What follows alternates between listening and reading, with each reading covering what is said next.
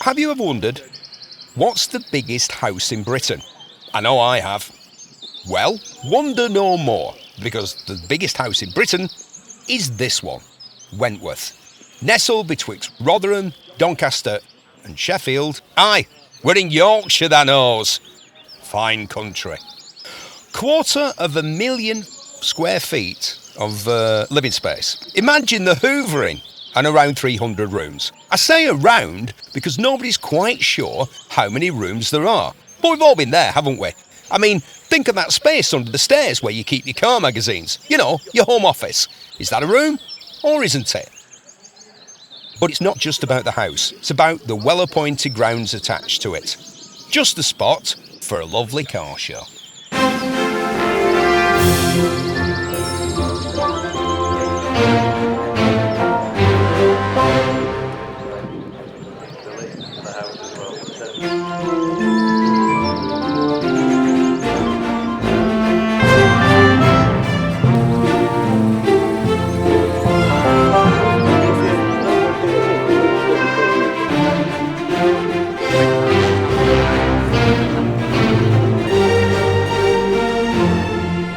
So Phil, how do you get a thing for buses? Where does it start? Is everybody that's involved with South Yorkshire Transport Museum, are you all ex-job, so to speak? Majority yes, I would say. We have to have a passion for transport. We're not just buses, we are lorries. Oh, not just buses. It's not just about buses. It's mainly about buses, but it's not just about buses. We are not just buses. We have to make that perfectly clear to everybody, or else we get shot at the museum. So we've got lorries, cars, bikes, Lambrettas. We've got all sorts down there. I'm an ex-bus driver. My dad's an ex-bus driver, and they're both part of the museum. My mum runs a shop. A number of volunteers that have come down from a background of engineering, bus driving, lorry driving, drivers in general. I'll bet money, Phil, that your dad used to go, when you were saying about what you were driving, he'd go, "Oh, it's not like in my day. We had to really drive them then. Oh, we had to double D clutch. None of your power steering, none of that rubbish." Was it all that? You're casting yourself is behind you. He's there. But yes. Come in. Stand next to me. Right. So you are Colin Morton. You're Colin. Yeah. And did you used to say that, what I've just said? When he was driving, did you go, "That's not like driving, what you're doing now. It virtually drives itself"? That's right, yeah. Well, we used to, yeah. Drive itself. Well, that they do, yeah. And drivers don't need to be there. Yeah, there's some buses in Doncaster a long time ago. They run on a road. They run on a carriageway on a road. Oh yeah, they're on a rail. Yeah, we've got them. We've even got them in Manchester now. we had the first railway station in the world, but we've also got buses that run on rails. A lot of the people that come along to these shows, myself included, and possibly even you, and Stephen the cameraman, I only work with people called Stephen, I find it confusing otherwise, have restored cars and motorbikes. And it can be a daunting task when you take the thing apart and it's all lying in its various constituent bits. How do you even start with a bus? Where do you start? That's a very good question. Depends on what damage and what condition the bus is in the first place. We're recently restoring a bus called 1330, which is very similar to the Leyland behind us, but that's got panel damage, external. The wood framework inside is perfect, but the engine's also got a cracked block, and by that I mean it's leaking water and it's not underpowered, so putting new engine and gearbox into it as well. So where are you? Tell us where the South Yorkshire Transport Museum is. We're at Old Walk in Rotherham, just off the Rotherham Wash. So if you find Liberty Steel, we're not far away from there. So do people, I would imagine all the time, people call you up and go, "Oh, we've got a bus for you," or "We've got a," and you think, well, we can't take every bus and lorry in Yorkshire. Yeah. So what criteria do you have for accepting donations, I would imagine? Because I bet some folk can't wait to get rid of something this size. And that is the case. But we do look for more unique individual vehicles. For example, a lot of people don't know about the Booth and Fisher group. We've got a Booth and Fisher coach or single deck monocoach down at the museum. It's quite a rare vehicle and it's the only one left, I believe, that's in the Booth and Fisher livery. So for us, we look at something more unusual, something a bit more different than just standing double deck or a standard single deck. So what sort of people come along to the museum? Is it mainly like school parties, or do you have lots of men of a certain age coming along and going, "Oh, I remember them"? Surprisingly, it's a mixture of both. We have an education sector, which gives us the museum accreditation, so it's part of that sector. But we also do have a lot of elderly gentlemen and ladies who use conduct on nights to drive that, and there's a lot of that experience. One thing we love about doing these shows is the stories that we get. Yeah. The old lady that used to jump on the back of the bus before the conductor actually managed to set the bus off, or even when it did set it off, she's trying to get on. It's just fantastic to hear the stories of people reminiscing about the olden days and what they actually did with these vehicles. Oh, I could tell you some stories about things that I've done on buses, but I'm not going to. That's have to edit that part out as well.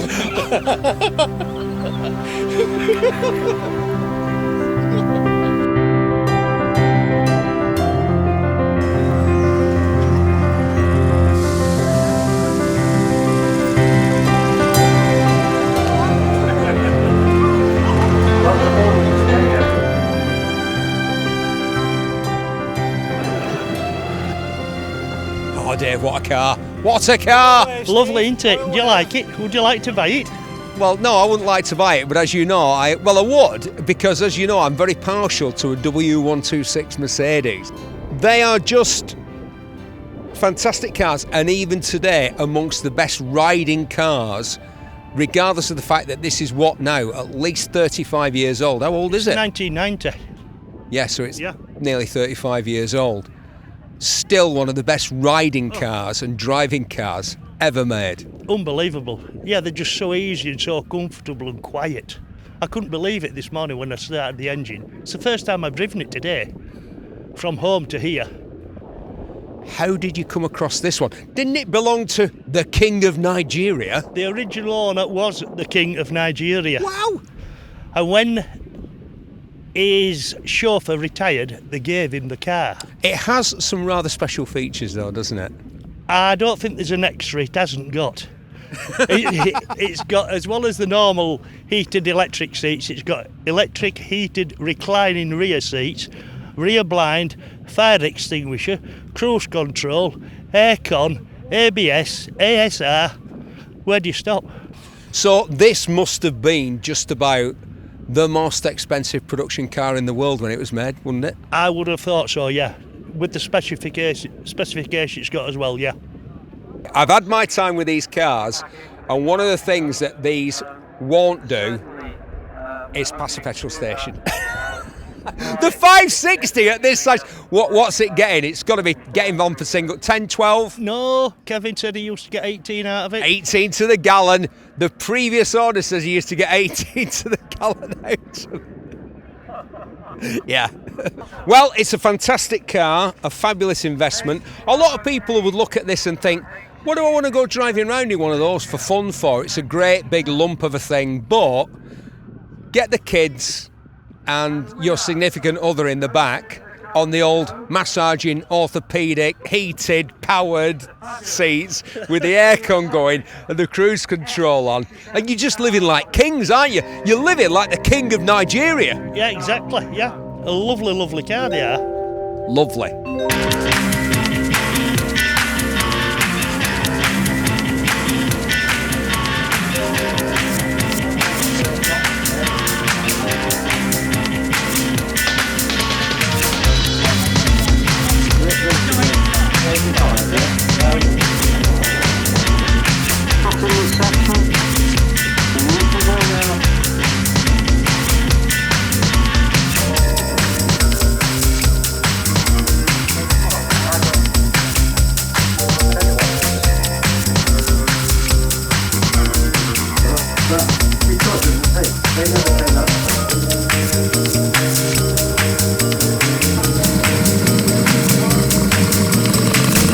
Time for Bike of the Day. Now, just over there to my left is one of the greatest motorcycles ever made in the whole and entire history of motorcycling. The mighty, and I don't say that lightly, Vincent Black Shadow. But picking that would be predictable. So, I'm going to go with this instead. The Dunelt. The what, you say? Well, that's what I thought when I saw it. The Dunelt was built in Birmingham, the heart of the British motorcycle industry, by a Sheffield-based steelmaking company. It's a 500cc single cylinder. There's part of one of the engines down there. Look at it. Look at the pistons.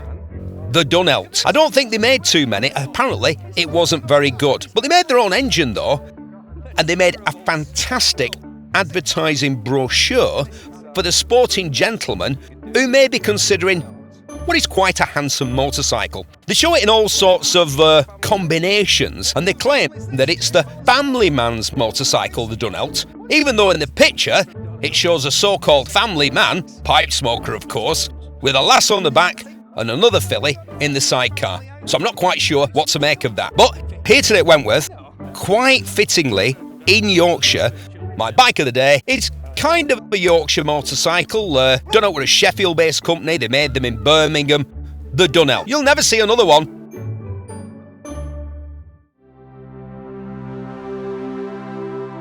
Well, we like cars and we like bikes, but we also love dogs. But what is our dog of the day? You guys, That's pretty.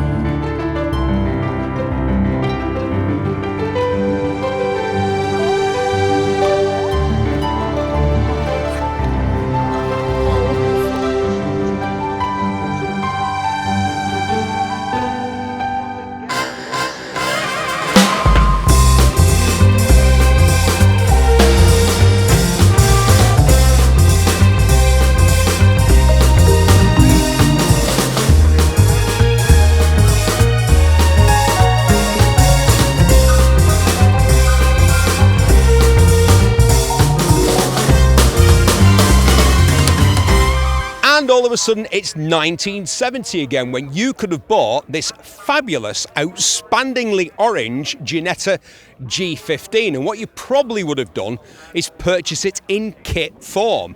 And that way, you'd avoid the onerous tax that was levied on a complete car. Oh, and by the way, Ginetta assured prospective purchasers that you could put it all together in just a weekend. Now, I think that one's had a bit more work than you could manage in a couple of days, as it was restored from an absolute wreck by the lovely couple who I've just met, who own this fantastic car. Ladder chassis, fiberglass shell, and hanging out the back, the venerable Imp / Coventry Climax engine that has done so much good work in British cars down the years. 1970, this car is more than half a century old, and it's my car of the day here at Wentworth, the Ginetta G15.